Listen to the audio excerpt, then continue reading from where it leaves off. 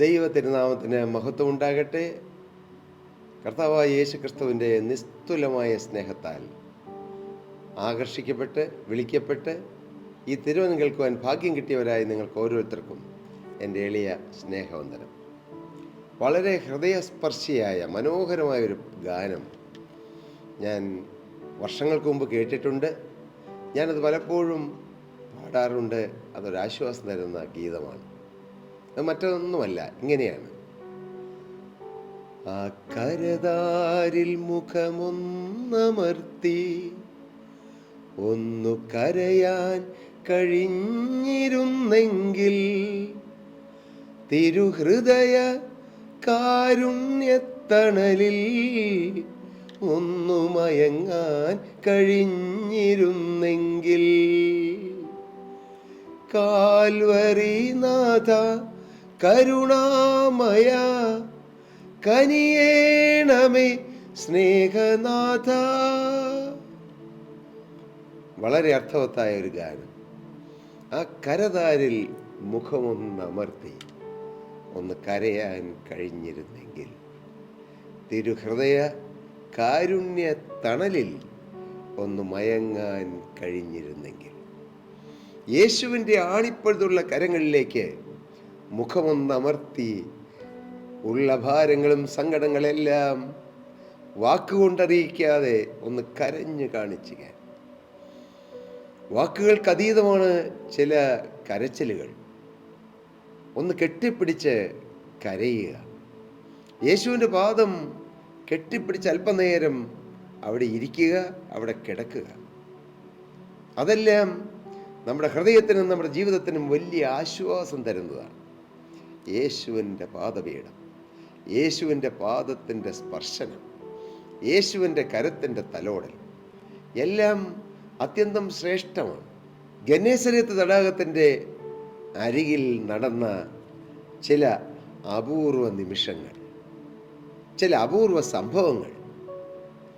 കർത്താവ് ജനത്തോട് സംസാരിക്കുന്നു, കർത്താവ് പടക് കാണുന്നു, കർത്താവ് പടകിലേക്ക് കാലെടുത്ത് വയ്ക്കുന്നു, കരയിൽ നിന്ന് അല്പം നീക്കണമെന്ന് റിക്വസ്റ്റ് ചെയ്യുന്നു. പിന്നീട് നടന്ന സംഭവങ്ങൾ വലിയ അത്ഭുതങ്ങളാണ്. നാം വായിക്കുമ്പോൾ കാണാൻ കഴിയും. ജനത്തോട് സംസാരിച്ചു കഴിഞ്ഞപ്പോൾ സംസാരിക്കാൻ ഉപയോഗിച്ച വ്യക്തിയെയും സാഹചര്യത്തെയും കർത്താവ് മറന്നില്ല. പലപ്പോഴും ഈ ഭൂമിയിലെ മനുഷ്യർ നമ്മെ ഉപയോഗിച്ച് കഴിയുമ്പോൾ അവർക്ക് പിന്നെ അതൊന്നും അല്ലേ, ഈ കറവ് തീർന്ന പശു എന്നൊക്കെ പറയുന്നത് പോലെ കറവ് തീർന്നു കഴിഞ്ഞാൽ പിന്നെ അതിനെ മാംസത്തിൻ്റെ വിലയ്ക്ക് വിൽക്കും. അതുവരെ വലിയ പരിചരണമൊക്കെയാണ്, കാരണം പാല് കിട്ടുന്നുണ്ട്. കർത്താവ് ഇതുപോലെയാണ് മനുഷ്യർ. നമ്മുടെ ആരോഗ്യമുള്ള കാലത്ത്, ചുറുചുറുക്കുള്ള കാലത്ത്, നമ്മുടെ സഹായം വേണ്ട കാലത്ത് ചേർത്ത് നിർത്തും. എന്തൊരു സ്നേഹമാണ്, എന്തൊരു വാചാലമായി നമ്മെക്കുറിച്ച് പറയും. ഇപ്പോൾ വലിയ ഗമനമൊന്നുമില്ല, വലിയ ആവശ്യമൊന്നുമില്ല. കർത്താവിന് സ്തോത്രം. ഇപ്പം നമ്മളില്ലെങ്കിലും കാര്യങ്ങളൊക്കെ നടക്കും, ഇല്ലേ? ഇങ്ങനെ അനുഭവങ്ങളിലൂടെ പോകുന്ന ഒത്തിരി പേരില്ലേ? എന്തിന്? ഭാര്യ ഭർത്താക്കന്മാർ പോലും അങ്ങനെ കാണിക്കുന്ന ചില അനുഭവങ്ങൾ. വിവാഹം കഴിച്ച ആദ്യ നാളുകളിൽ വലിയ സ്നേഹം, എന്തൊരു കരുതലായിരുന്നു, എന്തൊരു സ്നേഹമായിരുന്നു. അല്പസമയം ഒന്ന് പിരിഞ്ഞിരിക്കുക എന്നുള്ളത് പോലും ചിന്തിക്കാൻ കഴിയാത്ത കാലങ്ങൾ. എന്നാലിപ്പോൾ അല്പസമയം എന്നല്ല, ദിവസങ്ങളോളം പിരിഞ്ഞിരിക്കാൻ മാത്രമല്ല, ആ സ്നേഹം മറ്റുള്ളവരോട് പങ്കുവെച്ച് സ്വന്തം ഭാര്യയ്ക്കോ ഭർത്താവിനോ കൊടുക്കേണ്ട സ്നേഹം അന്യരോട് പങ്കുവയ്ക്കാൻ പോലും മടിയില്ലാത്ത കാലഘട്ടം. മനുഷ്യൻ മാറിക്കൊണ്ടിരിക്കുന്നു. മാറുന്ന ഈ സമൂഹത്തിൽ മാറാത്തവനായി നിൽക്കുന്ന ക്രിസ്തുവിൻ്റെ സ്നേഹമാണ് ഒരിക്കലും മാറാത്തത്. സംസാരിച്ചു കഴിഞ്ഞു. അതുവരെ ജനത്തോട് സംസാരിക്കാൻ യേശുവിനൊരു പടക് വേണം. ജനത്തോട് സംസാരിക്കാൻ ആ പടക് നിയന്ത്രിക്കുന്ന പത്രോസ് വേണം. യേശുവിന് വേണമെങ്കിൽ പത്രോസ് നേരെ ഒന്ന് ചിരിച്ചിട്ട് ഒന്ന് ചിരിച്ച് അല്ലെങ്കിൽ ഒരു താങ്ക്സ് പറഞ്ഞിട്ട് അങ്ങ് പോകാമായിരുന്നു. എന്നാൽ സാധാരണക്കാരായ മനുഷ്യരെ പോലെ താങ്ക്സ് പറഞ്ഞ് ഒരു ചിരി കാണിച്ചിട്ട് പോകുന്നവനല്ല യേശു. നമ്മുടെ ഹൃദയവേദനകൾ അറിഞ്ഞ് നമ്മോട് ഇടപെടുന്നവനാണ് യേശു.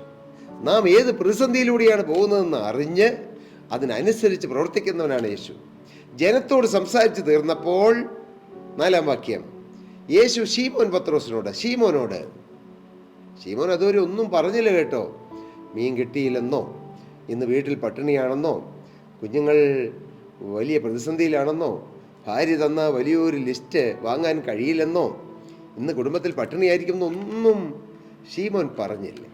പ്രിയപ്പെട്ടവരെ, നമ്മുടെ വാക്കുകൊണ്ട് മാത്രമല്ല, നമ്മുടെ ചില നെടുവീർപ്പുകൾ പോലും സെൻസ് ചെയ്യുന്നവനാണ് എൻ്റെ യേശു. ഹല്ലേലൂയ. മോനെ, നിന്റെ എല്ലാ കാര്യങ്ങളും ഒരുപക്ഷെ നിനക്ക് തുറന്നു പറയാൻ കഴിഞ്ഞില്ലെങ്കിലും നീ ഒന്ന് നെടുവീർപ്പിടുമ്പോൾ അതിൻ്റെ പിന്നിലുള്ള ചേതോ വികാരം എന്താണെന്ന് അറിഞ്ഞ് അതിന് തക്കവണ്ണം പ്രവർത്തിക്കുന്നവനാണ് എൻ്റെ യേശു. ഞാൻ സേവിക്കുന്ന യേശു, ഞാൻ ആരാധിക്കുന്ന യേശു, ഞാൻ ഉയർത്തുന്ന യേശു, ഞാൻ പ്രസംഗിക്കുന്ന യേശു ഇന്നും എൻ്റെ ജീവിതത്തിൽ ആ സ്നേഹാർദ്ര കരത്തിൻ്റെ സ്വാന്തനം അനുഭവിച്ചുകൊണ്ടാണ് ഞാൻ നിങ്ങളുടെ മുമ്പിൽ നിൽക്കുന്നത്. കർത്താവിന് സ്തോത്രം. 19-ാമത്തെ വയസ്സിൽ എൻ്റെ യേശുവിന് വേണ്ടി എൻ്റെ ജീവിതം വേർതിരിച്ച കാലം മുതൽ ഈ കാലമത്രയും യേശു എന്നെ സ്നേഹിച്ചു, യേശു എന്നെ കരുതി. എത്രയോ അവസരങ്ങളിൽ ആർക്കും മനസ്സിലാകാത്ത, ആരും എന്നെ മനസ്സിലാക്കുന്നില്ലല്ലോ എന്ന് ചിന്തിച്ച ചില അവസരങ്ങളിൽ ആ സമയത്ത് എന്നെ നന്നായി അറിഞ്ഞ്, എന്നെ നന്നായി സ്നേഹിച്ച്, എൻ്റെ ഹൃദയത്തിൻ്റെ എല്ലാ വശങ്ങളിൽ നിന്നും നോക്കി മനസ്സിലാക്കി അതിനനുസരിച്ച് പ്രവർത്തിച്ച ഒരു യേശുവിനെ എനിക്ക് പരിചയമുണ്ട്. ഞാൻ അനുഭവിക്കുന്ന യേശുവിനെയാണ് നിങ്ങളോട് സാക്ഷിക്കുന്നത്. ഞാൻ അനുഭവിക്കുന്ന യേശുവിനെയാണ് നിങ്ങളുടെ മുമ്പിൽ ഉയർത്തുന്നത്. ഏതെങ്കിലും വായിച്ച് പഠിച്ച അറിവുകളല്ല പ്രിയരെ. എൻ്റെ യേശു എനിക്ക് നല്ലവനാണ്. എനിക്ക് നല്ലവനായ യേശു നിങ്ങൾക്കും നല്ലവനായിരിക്കുമെന്നാണ് ഞാൻ നിങ്ങളോട് പറയുന്നത്. എന്നെ ശാപത്തിൽ നിന്ന് വിടുവിച്ച യേശു നിങ്ങളെയും ശാപത്തിൽ നിന്ന് വിടുവിക്കും. എന്നെ പട്ടിണിയിൽ നിന്ന് ഉയർത്തിയ യേശു നിങ്ങളെയും ഉയർത്തും. നിസ്സാരതയിൽ ഞാൻ ഇന്നും ഒരാളോട് പറഞ്ഞു, 15 വയസ്സങ്ങ് തികഞ്ഞ സമയത്താണ് ഞാൻ SLC പാസ്സായത്. അന്ന് ഒരു പാൻസ് ഇടണമെന്ന് എനിക്ക് വലിയ കൊതിയായിരുന്നു. പാൻസും ഷർട്ടും ഇട്ട് ഒരു കോളേജ് കുമാരനായി എനിക്ക് കോളേജിൻ്റെ പടി കയറണമെന്ന് ആഗ്രഹമായിരുന്നു. പക്ഷേ എൻ്റെ ജീവിത സാഹചര്യം എന്നെ അനുവദിച്ചില്ല. എൻ്റെ പിതാവ് വാങ്ങിത്തന്ന ഒരു വെള്ളമുണ്ടും ഒരു ഷർട്ടും ഇട്ടുകൊണ്ട് പോകാനായിരുന്നു എൻ്റെ വിധിയെങ്കിലും എൻ്റെ കർത്താവ് എൻ്റെ ഉള്ളിൽ ഒരു പുതിയ പ്രതീക്ഷ തന്നു, അധ്വാനിക്കാൻ ഒരു ഉത്സാഹം തന്നു.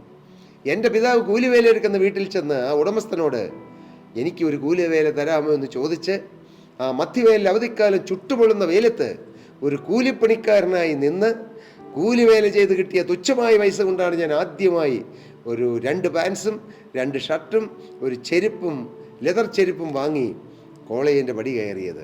ഒന്നും ഞാൻ മറന്നിട്ടില്ല, മറക്കുകയുമില്ല. എന്നാൽ ആ നിലയിൽ നിന്ന് എന്നെ ഉയർത്തി ലോകത്തിലെ തന്നെ ഉന്നത ശ്രേണിയിൽ പ്രവർത്തിക്കുന്ന, ഏഷ്യയിലെ തന്നെ ഒന്നാമതായി പ്രവർത്തിക്കുന്ന ഒരു വലിയ സ്ഥാപനത്തിൻ്റെ ഒരു ഡയറക്ടറായി എത്രയോ വർഷക്കാലം ജോലി ചെയ്യുവാൻ ദൈവം എനിക്ക് ഭാഗ്യം തന്നു. കർത്താവിന് സ്തോത്രം. ഒരു കുഗ്രാമവാസിയായിരുന്ന എന്നെ, അന്ന് ഞാൻ 10ാം ക്ലാസ്സിൽ പഠിക്കുമ്പോൾ എറണാകുളം വരെ പോയിട്ടുണ്ടോ എന്ന് പോലും എനിക്ക് സംശയമാണ്. ഒരിക്കൽ സ്കൂളിൽ നിന്നും മോഡേൺ ബ്രെഡ് ഫാക്ടറി വിസിറ്റ് ചെയ്യാൻ പോയപ്പോൾ ഇവിടെ എറണാകുളം ആലുവ സൈഡിൽ എവിടെയോ പോയ ഒരു കൊച്ചു ഓർമ്മ എനിക്കുണ്ട്. ആ ഇട്ടാവട്ടത്തിൽ ഒരു കൊച്ചു ചുറ്റളവിൽ തീർന്നു പോകേണ്ട എൻ്റെ ജീവിതം എൻ്റെ യേശു ഉയർത്തി. 19ാമത്തെ വയസ്സിൽ ഞാൻ മാനസാന്തരപ്പെട്ടു. യേശുവിന് വേണ്ടി ജീവിതം വേർതിരിച്ചു. മനസ്സറിഞ്ഞൊരു പാപം വരികയിലും തീരുമാനമെടുത്തു. അതുവരെ ജീവിതത്തിൽ വന്നുപോയ പാപങ്ങൾക്ക് ദൈവസന്നിധിയിൽ നീക്കുപോക്ക് വരുത്തി, മനുഷ്യരുടെ മുമ്പിൽ നീക്കുപോക്ക് വരുത്തി. അങ്ങനെ യേശുവിൻ്റെ രക്തത്താൽ കഴുകൽ പ്രാപിച്ച് മുന്നോട്ട് പോകുമ്പോൾ എൻ്റെ ജീവിതം പുഷ്പിക്കുകയായിരുന്നു, പൂവണിയുകയായിരുന്നു. എൻ്റെ ജീവിതത്തിൽ കർത്താവ് വലിയവ ചെയ്തു. എൻ്റെ സഹോദരൻ നടത്തുന്ന ഡെൻകെയർ എന്ന സ്ഥാപനത്തിൽ എൻ്റെ സഹോദരൻ ആ സ്ഥാപനം തുടങ്ങിയ അന്ന് 1988 തന്നെ എനിക്കും അവിടെ ചേർന്ന് നിന്ന് പ്രവർത്തിക്കാൻ കർത്താവ് ഭാഗ്യം തന്നു. ഇന്ന് ഞാൻ അവിടെ ജോലി ചെയ്യുന്നു. എത്രയോ വർഷങ്ങൾ അവിടെ ഒരു ഡയറക്ടർ കസേരയിലിരുന്ന് ഞാൻ വർക്ക് ചെയ്തു. എത്രയോ രാജ്യങ്ങളിൽ പോകുവാൻ കർത്താവ് എനിക്ക് അവസരം തന്നു. അമേരിക്കയിൽ പല പ്രാവശ്യവും, ജർമ്മനിയിൽ എത്രയോ പ്രാവശ്യം, ഇറ്റലിയിലും അങ്ങനെ സ്വീഡനിലും സ്വിറ്റ്സർലൻഡിലും എത്രയോ സ്ഥലങ്ങളിൽ പോയി എൻ്റെ കർത്താവിനെ മഹത്വപ്പെടുത്താൻ, എൻ്റെ ജോലിയോടുള്ള ബന്ധത്തിൽ പോകാനെല്ലാം കർത്താവ് എനിക്ക് അവസരം തന്നു. പോയ സ്ഥലങ്ങളിലെല്ലാം തന്നെ യേശുവിനെ സാക്ഷിക്കാനും എനിക്ക് ഭാഗ്യം തന്നു. പ്രിയപ്പെട്ടവരെ, യേശു സ്ഥിതി മാറ്റുന്നവനാണ്, ഹൃദയത്തിലെ വേദന അറിയുന്നവനാണ്. അന്ന് ബാല്യകാലത്ത് ഉച്ചയ്ക്ക് ഊണാൻ ചോറില്ല. കൂടെ പഠിക്കുന്ന കുട്ടികളെല്ലാം അവരുടെ സ്നേഹമുള്ള മാതാപിതാക്കളെ കൊടുത്തു വിടുന്ന ചോറും കറികളുമായി ഉച്ചയ്ക്ക് ഊണ് കഴിക്കാൻ ക്ലാസ് റൂമിൽ നിന്ന് ഓടുമ്പോൾ ഞാൻ എത്രയോ ദിവസങ്ങൾ തനിച്ച് ഭക്ഷണമില്ലാതെ ക്ലാസ് റൂമിൽ ഇരുന്നിട്ടുണ്ട്. അന്ന് ഉച്ചയ്ക്ക് കിട്ടുന്ന ഉപ്പുമാവ് കഴിച്ച് വയറിറച്ച കാലങ്ങൾ. ചില ദിവസം ഉപ്പുമാവ് ഉണ്ടാക്കുന്ന ചാക്കുച്ചേട്ടൻ വരികയില്ല, അസുഖമായിരുന്നുകൊണ്ട്. ആ ദിവസങ്ങളിലെല്ലാം ഞാൻ ഭക്ഷണം കഴിക്കാതെ ഞാൻ ഒത്തിരി കരഞ്ഞിട്ടുണ്ട്. സ്കൂളിൻ്റെ കിണറിൽ നിന്നും കോരിക്കുടിച്ച വെള്ളവുമായി ഞാൻ ഹൃദയം നിറവേദനയുമായി അന്ന് ക്ലാസ് റൂമിൽ കഴിയുമ്പോൾ എനിക്കൊരു നല്ല ഭാവി കിട്ടുമെന്ന് ഞാൻ ചിന്തിച്ചില്ല, സ്വപ്നം കണ്ടില്ല. എൻ്റെ അവസ്ഥ അതായിരുന്നു. എന്നാൽ എന്നെ ഉയർത്തിയ ഒരു യേശുവുണ്ട്. എന്നെ കുപ്പയിൽ നിന്ന് ഉയർത്തിയ ഒരു യേശുവുണ്ട്. എന്നെ പൊടിയിൽ നിന്ന് നിവർത്തിയ ഒരു യേശുവുണ്ട്. അത് ഭൂമിയിലെ മനുഷ്യരാരും ചെയ്തതല്ല. ഒരുപക്ഷെ മനുഷ്യരുടെ കൈത്താങ്ങലും മനുഷ്യരുടെ ഇൻവോൾവ്മെൻറ്റും ഉണ്ടായിട്ടുണ്ടെങ്കിലും ചെയ്തതെൻ്റെ യേശുവാണ്, ഉയർത്തിയതെൻ്റെ യേശുവാണ്, വളർത്തിയതെൻ്റെ യേശുവാണ്. ഏതാണ്ട് 28 വർഷക്കാലത്തോളം ഡെൻകെയർ എന്ന സ്ഥാപനത്തിൽ ഒരു മാനുഫാക്ചറിംഗ് ഡയറക്ടറായും തുടർന്നുള്ള വർഷങ്ങൾ ഇൻ്റർനാഷണൽ ഓപ്പറേഷൻ്റെ ഡയറക്ടറായും വർക്ക് ചെയ്യാനിടയായി. ഇപ്പോഴും ഞാൻ അവിടെ പ്രവർത്തിച്ചുകൊണ്ടിരിക്കുന്നു. സ്തോത്രം. സ്ഥിതി മാറ്റുന്നൊരു യേശുവുണ്ട്. ബാലസിംഹങ്ങൾ ഇര കിട്ടാതെ വിശന്നിരിക്കും. യഹോവയെ അന്വേഷിക്കുന്നവർക്ക് ഒരു നന്മയ്ക്കും കുറവില്ല. ആത്മീയമായും ഭൗതികമായും കർത്താവ് എന്നെ അനുഗ്രഹിച്ചു. എൻ്റെ വിവാഹ ജീവിതം കർത്താവ് അനുഗ്രഹിച്ചു. കുടുംബജീവിതം കർത്താവ് അനുഗ്രഹിച്ചു. ഞങ്ങൾക്ക് കുഞ്ഞുങ്ങളെ തന്ന് കർത്താവ് അനുഗ്രഹിച്ചു. ഇപ്പോഴൊരു കൊച്ചു മോനെയും തന്ന് കർത്താവ് അനുഗ്രഹിച്ചു. അനുഗ്രഹിക്കപ്പെട്ട ഒരു ജീവിതം ഞങ്ങൾ നയിക്കുന്നു. അതിലുപരിയായി യേശുക്രിസ്തുവിൻ്റെ മഹത്വമുള്ള വേല ചെയ്യുവാൻ, കുടുംബമായി വേല ചെയ്യുവാൻ, ഭാര്യയോടും മക്കളോടും മാതാപിതാക്കളോടും ഒത്തൊരുമിച്ച് വേല ചെയ്യുവാൻ കർത്താവ് ഞങ്ങൾക്ക് അവസരം തന്നു. കർത്താവിന് സ്തോത്രം. യേശുക്രിസ്തുവിൻ്റെ രണ്ടാമത്തെ വരവ് അതിനുവേണ്ടി ഒരുങ്ങണമെന്നും അനേകരെ ഒരുക്കണമെന്നുള്ളതായ ഒരു വലിയ കാഴ്ചപ്പാട് തന്നു. എന്തിന്? യേശുക്രിസ്തുവിൻ്റെ രക്തത്താൽ വീണ്ടെടുക്കപ്പെട്ട ലോകമെമ്പാടുമുള്ള ദൈവമക്കൾ ക്രിസ്തുയേശുവിനെ ഒന്നെന്ന്, യേശുവിൻ്റെ മഹത്വമുള്ള വേല ചെയ്യുന്നവർ, സഭാഭേദമന്യേ യേശുവിൻ്റെ പരിശുദ്ധാത്മാവിൽ നിന്നുകൊണ്ട് കർത്താവിനെ ശുശ്രൂഷ ചെയ്യുന്നവർ, അവർ ദൈവസന്നിധിയിൽ ശ്രേഷ്ഠരാണെന്നും അവരെ ആദരിക്കണമെന്നുള്ളതായ ചിന്താഗതിയും അവർക്ക് വേണ്ടി പ്രാർത്ഥിക്കണമെന്നുള്ളതായ ഒരു ബോധ്യവും കർത്താവ് തന്ന് വഴി നടത്തുന്നു. എല്ലാവരെയും ഞങ്ങൾ സ്നേഹിക്കുന്നു.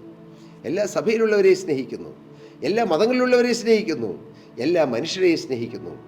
എൻ്റെ കർത്താവ്, ആരും നശിക്കുവാൻ ആഗ്രഹിക്കാത്ത എൻ്റെ കർത്താവ്, എല്ലാവരോടും ദീർഘക്ഷമ കാണിക്കുന്ന കർത്താവിൻ്റെ സ്നേഹം ഹൃദയത്തിൽ പേറിക്കൊണ്ട് എല്ലാവരെയും സ്നേഹിക്കാൻ, എല്ലാവരെയും കരുതുവാൻ കർത്താവ് ഞങ്ങൾക്ക് വിശാലത തരുന്നു. കർത്താവിന് സ്തോത്രം. എൻ്റെ പ്രിയരെ, ഞാൻ എൻ്റെ വാക്കുകൾ നിർത്തട്ടെ. നമ്മുടെ ഹൃദയവേദന അറിയുന്നൊരു ദൈവമുണ്ട്. നമ്മുടെ സങ്കടങ്ങൾ അറിയുന്നൊരു ദൈവമുണ്ട്. നമ്മുടെ വേദനകൾ ഒപ്പിയെടുക്കുന്നൊരു ദൈവമുണ്ട്. ഈ നല്ല കർത്താവിൻ്റെ കരങ്ങളിലേക്ക് നിങ്ങളുടെ ജീവിതം കൊടുക്കൂ. നിങ്ങളുടെ ജീവിതം അനുഗ്രഹിക്കപ്പെടും. നിങ്ങളുടെ ആത്മീയ ജീവിതം അനുഗ്രഹിക്കപ്പെടും. നിങ്ങളുടെ ഭൗതിക ജീവിതം അനുഗ്രഹിക്കപ്പെടും. നിങ്ങളുടെ കുടുംബജീവിതം അനുഗ്രഹിക്കപ്പെടും. നിങ്ങളുടെ ഔദ്യോഗിക ജീവിതം അനുഗ്രഹിക്കപ്പെടും. നിങ്ങളുടെ കൂട്ടായ്മ ജീവിതം അനുഗ്രഹിക്കപ്പെടും. നല്ല ഭാവി പോരാ, നിങ്ങളുടെ നിത്യത അതും അനുഗ്രഹിക്കപ്പെടും. അതിനായി യേശുവിൻ്റെ കരങ്ങളിലേക്ക് ജീവിതം കൊടുക്കൂ. യേശു നിങ്ങളെ മാടി വിളിക്കുന്നു. കർത്താവ് നിങ്ങളെ നിറവടിയായി അനുഗ്രഹിക്കുമാറാകട്ടെ. പ്രിയ സ്നേഹിതരെ, നിങ്ങൾക്ക് ഏതെങ്കിലും പ്രാർത്ഥനാ വിഷയങ്ങളോ ഏതെങ്കിലും ആത്മീയമായ ചില സംശയങ്ങളോ അതിനുള്ള നിവാരണങ്ങളോ എന്തെങ്കിലും താല്പര്യമെങ്കിൽ നിങ്ങൾക്ക് താഴെ കാണുന്ന നമ്പറിൽ കോൺടാക്റ്റ് ചെയ്താൽ ഞങ്ങൾ നിങ്ങളുമായി കമ്മ്യൂണിക്കേറ്റ് ചെയ്യും. ഞങ്ങളുടെ പ്രെയർ വാരിയേഴ്സ് ടീമും ഞങ്ങളുടെ പ്രെയർ ഡെസ്ക് ടീമും നിങ്ങളുമായി കമ്മ്യൂണിക്കേറ്റ് ചെയ്യും, നിങ്ങൾക്ക് വേണ്ടി പ്രാർത്ഥിക്കുകയും ചെയ്യും. കർത്താവ് എല്ലാവരെയും നിറവടിയായി അനുഗ്രഹിക്കുമാറാകട്ടെ. സ്തോത്രം.